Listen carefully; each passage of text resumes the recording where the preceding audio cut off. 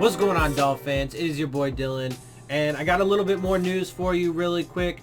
Don't have any details quite yet on the Landon Roberts contract and what that entails, but I did want to let you guys know that the Dolphins also cut several guys. Just real quick, let's run through a couple tweets that noted some of this. So from Armando Salguero, Dolphins undrafted free agents that are hitting the market per the NFL. Walt Aikens, center Evan Boehm, wide receiver Trevor Davis, defensive end John Jenkins, center Daniel Kilgore, defensive back or corner Aqib Talib, tight end Clive Walford, and tackle Jamarcus Webb. So, I mean, look, and if a bunch of those guys don't make it on the roster, well, I mean, if Walt Aikens isn't on the roster, that's a hurt to our special teams. Now, these guys are hitting the market. That doesn't mean the Dolphins won't sign them, but they can sign elsewhere, just to be clear. But Walt Aikens would hurt special teams, and we don't really have any safeties, so that would hurt us in that regard. Evan Boehm, he's not great, but we still need, at the very least, we need depth on the offensive line, but we certainly still need several starters. John Jenkins, we don't have any pass rush, but he was, a lot of people were talking about him like he could be a piece going forward. Obviously, Daniel Kilgore's not going to be there. Aqib Talib's gone. I mean, to me, that was stupid. They just purchased a 5th round pick. Whatever. Clive Walford, Jamarcus Webb would hurt, tight end and tackle positions respectively, although Jamarcus Webb is garbage and Clive Walford's just okay. But it would also, hurt their overall player evaluation again, right? Because part of last year was supposed to be to find guys that would carry over, but if they end up just like ditching, most of the guys or a lot of the guys that they had from last year that they brought in off waiver wires, etc., like Trevor Davis, for example, then it just goes to add to the list of failed evaluation that they've done. Let's see. Also from Armando Salguero, he says the Dolphins had 3 players with less than 4 accrued seasons.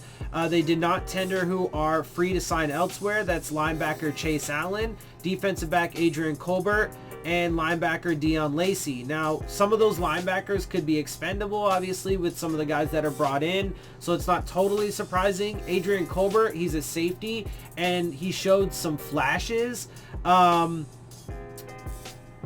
But, obviously he's a young guy and still needed to show some consistency. But if he doesn't sign, then that obviously thins the secondary and specifically the safety spot even more.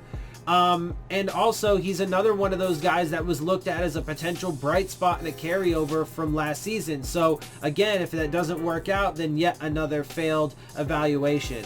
Let's also note, let's see, Barry Jackson Dolphins also expected release safety Rashad Jones. They've also waived center guard Evan Brown. I think he means Evan Boehm. I think that's what he means. Evan Boehm. Cornerback Rashad Causey, tackle Chidi Okeke, and wide receiver TJ Ramming. Team also released with a failed physical linebacker Mike Hall. So, as I said before, and I was proven, or now it would seem that I'm being proven right on yet another thing is, as I mentioned, or as I've said a bunch of times, going into this next season, we can expect an almost entirely new roster yet again. And it's still going to, despite the veterans that we brought in, it's still going to be super young, for the most part inexperienced, lacking proven production, etc., etc. And so we are going to still have some of the remaining issues that we had from some of the issues that we had from last season that come along with young and inexperienced players, etc., etc. Not to mention an all-new coaching staff, essentially with all new schemes, or with new schemes, not necessarily entirely new. They also cut Kendrick Norton with a non-football injury. He was the defensive tackle that got in a car accident and lost his arm. So they did, but they did help him with his recovery and so on and so forth. But they are not now cutting ties with him as well. So, although not actually, unexpected. So there you go. They are clearing a bunch of the roster.